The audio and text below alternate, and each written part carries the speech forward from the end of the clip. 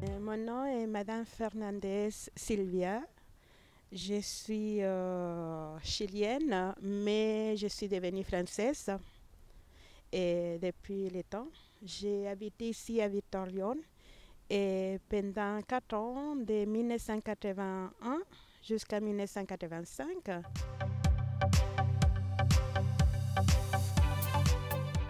Je pense que c'est parce que mon frère il avait vécu ici à Victor-Lyon et, et à l'époque on payait. On payait comme apparemment c'est pareil, hein, c'est comme un hôtel. Je suis venue la première année, c'était comme un hôtel. À l'époque j'ai payé 1000 francs. Il y a 30 ans en arrière, c'était énorme. Et la première année. Et après je demandais la bourse Victor-Lyon.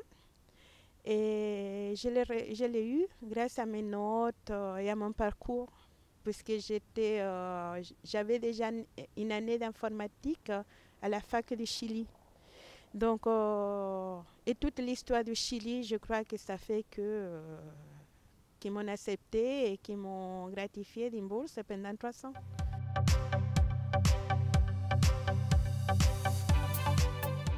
J'étais très active dans cette cité, j'étais très connue d'ailleurs.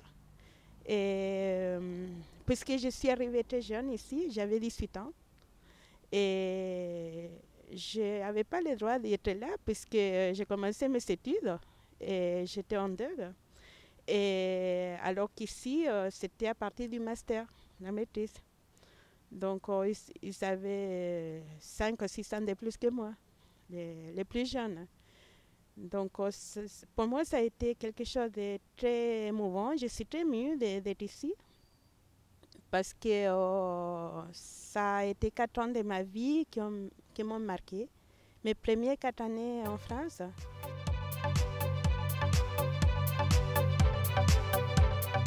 Je crois que c'était quelque part suivi, puisque je voulais pas, si je voulais venir, mais je voulais pas vivre en France.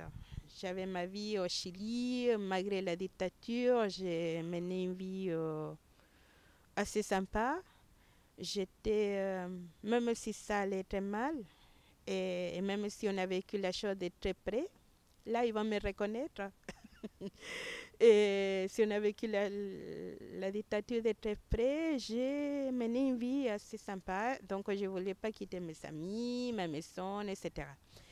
Mais je dis suivi, entre guillemets, puisque au bout de 3 mois, j'étais complètement adaptée. J'ai appris la langue en 3 mois. Puisque j'étais la seule qui ne parlait pas français ici, puisqu'ils étaient tous des francophones, j'étais obligée de parler en français. Et c'est ça que je voulais d'ailleurs.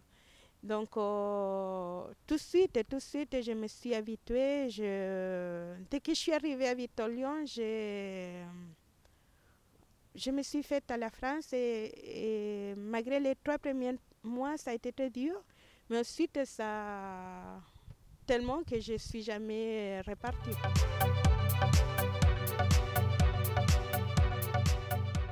Grosso modo, non. Pas vraiment, sauf que extérieurement, bon, il y a les tramways, ça il n'y avait pas.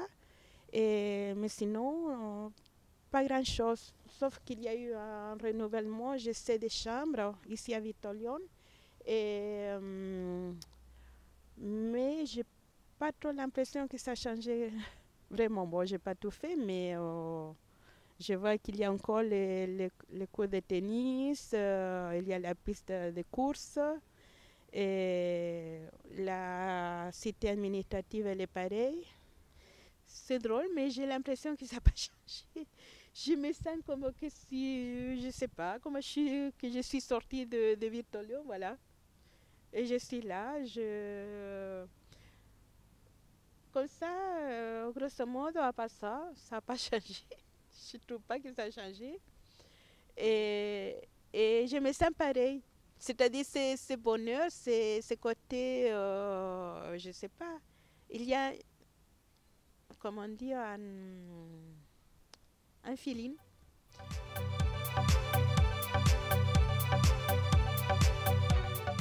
Et là, vous tombez juste parce que, disons que je me suis un peu, je ne sais pas comment dire ça, mais un peu foirée. Mes études, j'ai réussi. mais je n'ai pas beaucoup étudié. Je me suis beaucoup amusée. Et bon, j'ai fait mon DEUG. Le DEUG à l'époque, c'était très difficile. Et comme je vous dis, les jeunes étaient déjà en master ici, en maîtrise. Et moi, j'ai commencé mon DEUG. Ça a été très dur, puisque c'était 36 UV. Eux, ils faisaient de la recherche, mais moi, j'allais à la fac et en plus, je devais travailler 36 UV. En plus, j'ai travaillé. J'ai travaillé énormément. J'avais la bourse. J'avais aussi la bourse du ministère de l'Éducation. Mais j'étais obligée de travailler. Parce que ça, ici, c'était très cher. Et après, bon, la première année. Après, j'ai eu la bourse. Mais quand même, j'ai toujours travaillé. Donc, je crois que les conditions d'études sont superbes. Ce n'est pas le fait qu'il n'y ait pas les conditions pour étudier. Ce n'est pas ça. Puisque dans les chambres, il y a les bureaux, il y a toutes les commodités, bon, vous allez manger. Et c'est pas ça. Mais c'est vrai que vous êtes trop sollicité, justement. Et surtout les garçons, là, pour moi, ça a été une grande réussite. Je-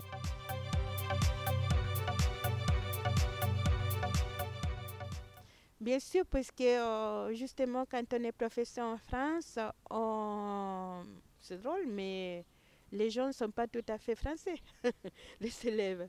Donc, j'ai rencontré comme ici, il y avait beaucoup d'Algériens, des Marocains, etc. Et je ne sais pas si c'est dû à la cité. Je crois que c'est aussi dû à ma personnalité, etc. Mais j'ai eu un rapport avec les élèves algériens, etc., puisque je connaissais l'histoire de l'Algérie, par exemple. L'histoire de l'Algérie côté algérien, puisqu'à l'époque, on connaissait beaucoup l'histoire de l'Algérie côté français. Donc, par exemple, j'ai vu tous les films de l'histoire de l'Algérie, côté Algérie, et des choses que même à l'époque, c'était interdit. Je me rappelle que j'ai vu des films qui étaient interdits par les Français. Et donc, la communication avec des élèves algériens ou maghrébins, ça passait comme une lettre à la poste.